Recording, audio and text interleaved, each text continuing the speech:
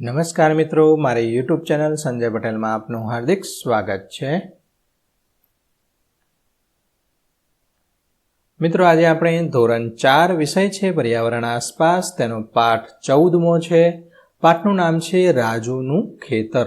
તેની સ્વઅધ્યયન પોથી જે આ વર્ષે નવી આવેલી છે તેનું સંપૂર્ણ સોલ્યુશન આજે આપણે આ વિડીયોની અંદર જોવાના છીએ. પરંતુ તે પહેલાં જે મિત્રો અમારી ચેનલમાં નવા છે, જેણે હજુ સુધી અમારી ચેનલને સબસ્ક્રાઇબ નથી કરી, તે અમારી ચેનલ જરૂર સબસ્ક્રાઇબ કરે, વિડીયો લાઇક કરે, શેર કરે અને બેલ નોટિફિકેશન આઇકોન ઓન કરે, જેથી અમારા દરેક નવા વિડીયોની નોટિફિકેશન તમારા મોબાઈલની સ્ક્રીન પર મળી શકે. મિત્રો, આ દરેક વિડીયોનું PDF સ્વરૂપે સોલ્યુશન મેળવવા માટે તમારા મોબાઈલના પ્લે સ્ટોરમાં વિશ્વગુરુ સ્ટાન્ડર્ડ 1 થી 12 ગુજરાતી સર્ચ કરી એપ્લિકેશન ઇન્સ્ટોલ કરી શકશો. તદ્દન ફ્રી એપ્લિકેશન છે. કોઈપણ પ્રકારનો ચાર્જ તમારે એપ્લિકેશન વાપરવાનો આપવાનો નથી.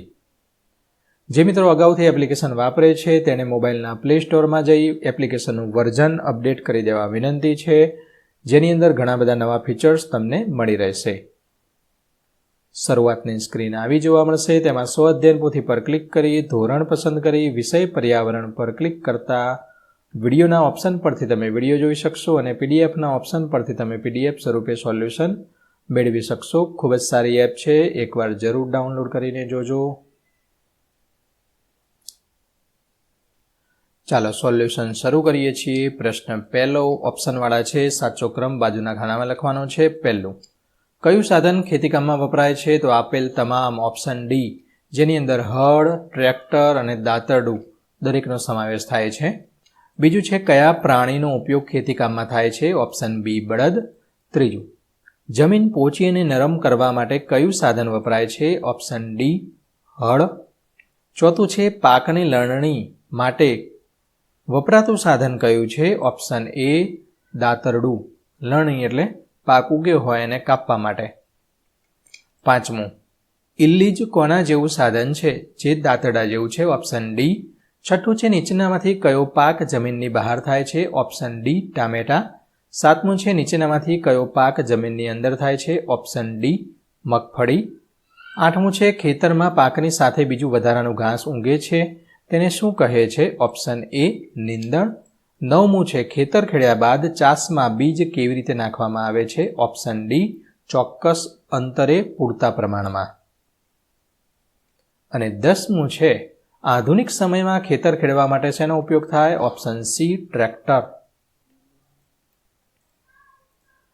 વિધાન ખરા છે કે ખોટા તે લખવાનું છે. ખરું ખોટું કરવાનું છે. પહેલું, બીજમાંથી છોડ થાય છે. સાચી વાત છે.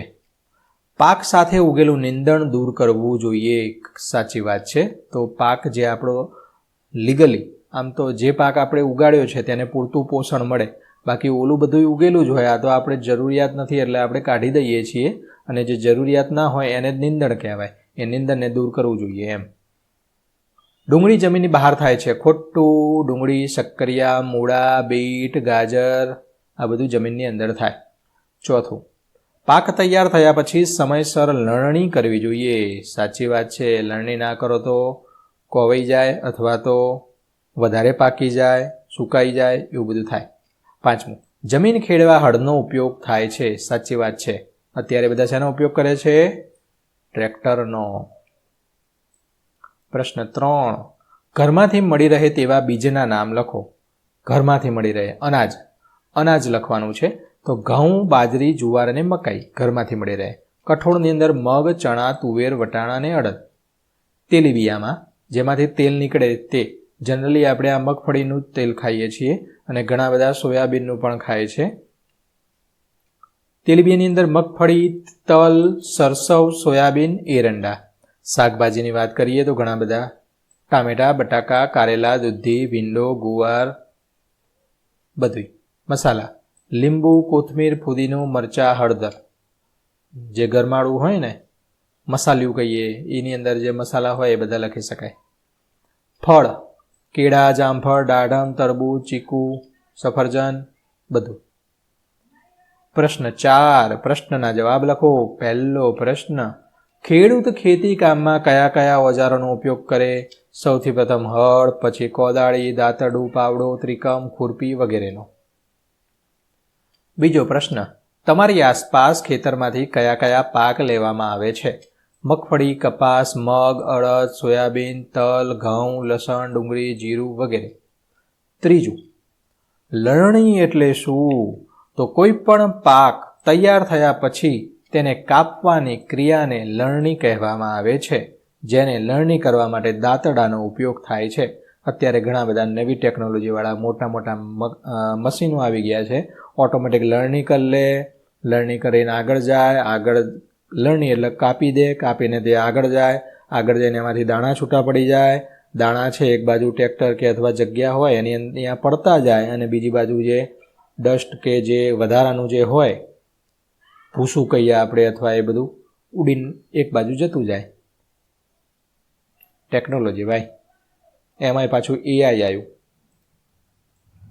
ઓકે, ચોથું, વાવણી એટલે શું? તો કોઈ પણ પાકના બીજને જમીનમાં વાવવાની ક્રિયાને વાવણી કહેવામાં આવે છે.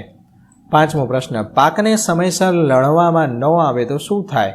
તો પાકને સમયસર લણવામાં ન આવે તો પાક બગડી જાય, ખેડૂતની બધી મહેનત નકામી જાય. પ્રશ્ન 5, સાધનને ઓળખો અને ઉપયોગ તેનો લખવાનો છે. આ છે પાવડો, તો જમીનને ખોદવા માટે અને માટી ખસેડવા માટે. આ કલ્ટિવેટર, જમીનને ઉપર નીચે ખેડવા માટે, નીંદણ દૂર કરવા માટે. આ ખાંચા હોય ને જમીનની અંદર જાય અને જમીનને પોચી બનાવે, એ પણ તમે લખી શકો, જમીનને પોચી કરવા માટે. હવે આ છે રોટાવેટર, જમીનનું ખેડાણ કરવા, માટી ભેળવવા અને સમતલ કરવા માટે. આ તો બધાને ખબર જ હોય. દાંતરડું, પાકની લણણી માટે, નિંદામણ દૂર કરવા. મોલ્ડ બોલ, હળ, જમીનને ઊંડે સુધી ઉથલાવવા અને માટીને ઉલટાવી નીંદણ નિયંત્રણ કરવા. આમાં શું થાય, આમ કરીને આમ ત્રાસું હોય ને, આમ ત્રાસું આમ ઢાળ જેવું હોય, એટલે આ જમીનની અંદર માટી છે અહીંયાથી ઊંચી થઈને આમ પડે, અહીંયાથી ઊંચી થઈને આમ પડે. જેમ જેમ આગળ જાય એમ માટી ઊંચી થઈને આમ બાજુમાં પડતી જાય. એટલે માટી છે નીચેથી આમ ઉપર આવે, એટલે માટી છે એ ઉપર નીચે થાય. આ છે થ્રેસર, પાકમાંથી બીજ અને દાણાને અલગ કરવા માટે. પ્રશ્ન 6, ખેડૂતની મુલાકાત લઈ નીચેની માહિતી લખવાની છે. ખેડૂતનું નામ મગનભાઈ સાવલિયા. ખેતરમાં કયો પાક વાવ્યો છે? કપાસ.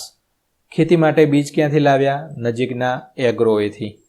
પાકમાં કયા કયા ખાતર નાખ્યા? DAP, યુરિયા, NPK નાખે છે બધા, બાકી બહુ ખાતર વપરાય નહીં. છાણિયું ખાતર વપરાય. અહીંયા છાણિયું ખાતર તો લખ્યું નથી, છાણિયું ખાતર આપણે લખી દેજો ભાઈ. પાકમાં કઈ કઈ દવા છાંટી? નીંદણનાશક, ગુલાબી ઈયળની દવા વગેરે. નીંદણ દૂર કરવા શું કરવામાં આવ્યું? તો નીંદણનાશક દવાનો છંટકાવ અથવા હાથથી નીંદણ દૂર કરવામાં આવ્યું.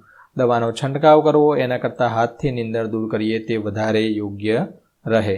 હા, થોડી મહેનત પહોંચે, પણ આ દવા છાંટો એટલે જેટલું જો નીંદણને નુકસાન કરશે અને નીંદણ બળી જશે જે દવાથી, એ દવાથી આપણે જે પાક વાવ્યો છે એને પણ થોડું ઘણું નુકસાન તો થવાનું જ છે. ઓકે. 7મું, પાક તૈયાર થયા પછી તેને કેવી રીતે લેવામાં આવે છે? હાથથી વીણીને, અથવા હાથથી વીણીને થોડું સસ્તું પડે, મજૂર રાખી દો તો પણ સસ્તું પડે. આધુનિક ટેકનોલોજીથી સમય ઓછો જાય પણ થોડું મોંઘું પડે. 8મું, પાક વાવતા પહેલા ખેડૂતે શું શું તૈયારી કરવી પડે? તો હળ વડે જમીનને ખેડીને તૈયાર કરવી પડે, જમીનને સમતલ કરવી પડે, વાવણી પહેલા છાણિયું ખાતર ઉમેરવું પડે. છાણિયું ખાતરો. વાવણીથી લઈ લણણી સુધીની આખી પ્રક્રિયા લખવાની. સૌપ્રથમ જમીન તૈયાર કરવી, બીજની વાવણી કરવી, ખાતર આપવું, પાણી પાવું, લણણી કરવી. લણણી કર્યા પછી માર્કેટમાં કોથળા ભરીને વેચી દેવાનું. પ્રશ્ન 7, નીચે આપેલી ખેતર ખેડવાની 2 રીત વચ્ચે શું તફાવત છે તે લખવાનો છે. આ 2 વચ્ચેનો તફાવત. તો આ જે ખેડૂત છે એ હળની મદદથી ખેતર ખેડે છે. આ જે હળ દાંતિયાવાળું છે, દાંતાવાળું, વણીવાળું, એવું હળ અહીંયા દાંતાવાળું અહીંયા હોય છે ટ્રેક્ટરની અંદર, બસ, બાકી કોઈ ફેર નહીં. આ જે છે એ બળદ ખેંચે છે અને આ ટ્રેક્ટર ખેંચે છે. આમાં બળદને ખવડાવવું પડે, આમાં ડીઝલ ખવડાવવું પડે, બધું સરખું જ થાય. ખેતર ખેડવાની પરંપરાગત પદ્ધતિ છે કઈ? આ હળવાળી. ખેતર ખેડવાની આ આધુનિક પદ્ધતિ છે. હળ અને બળદનો ઉપયોગ અહીંયા થાય છે. ટ્રેક્ટર અને સાતીનો, આને સાતી કહેવાય, હાથી કહીએ ને, હાથી, તે હાથી નહીં હો, હાથી કે અમુક ગામડાના, એનો ઉપયોગ થાય છે. જમીન ખેડવા વધુ સમય લાગે છે. ટ્રેક્ટર તો જે ડીઝલ પુરાઈને ભડભડ કરતું ફાટ કરતું ઓછા સમયમાં પૂરું કરી દે. શરૂઆતમાં ખર્ચ ઓછો થાય છે, શરૂઆતમાં ખર્ચ વધારે થાય છે. હવે તમને એમ થાય સાહેબ આવું કેમ શરૂઆતમાં ખર્ચ ઓછો થાય? શરૂઆતમાં ઓછો, બળદ લાવી દેવાનો, 40,000 50,000નો બળદ આવી જાય. ભાઈ બળદ લાવ્યા પછી એને ખવડાવવા માટે જોઈએ ને, એટલે પહેલાં સસ્તું પડે, પછી એને ખવડાવવાનો રાખવાનો ને એ બધો ખર્ચ થોડો વધે. ઓકે, હવે અહીંયા તમે એમ કીધું સાહેબ શરૂઆતમાં ખર્ચ વધારે થાય. સાહેબ એવું કેમ? તો આ ટ્રેક્ટર મફતમાં આવે, ટ્રેક્ટરને પૈસા થાય ને, તો ટ્રેક્ટરનું રોકાણ કરવું પડે, પેટ્રોલ ડીઝલ જાય, એવું બધું, પણ ઝડપથી કામ થાય. તો મિત્રો આશા રાખું વિડીયો છે તેનું સોલ્યુશન તમને સારી રીતે સમજાઈ ગયું હશે. દરેક વિડીયોનું PDF સ્વરૂપે સોલ્યુશન મેળવવા વિશ્વગુરુ એપ ઇન્સ્ટોલ કરો, તદ્દન ફ્રી છે. કોઈ પણ પ્રકારનો ચાર્જ તમારે એપ્લિકેશન વાપરવાનો આપવાનો નથી. ફરી મળીશું આગળના વિડીયોમાં, ત્યાં સુધી આવજો.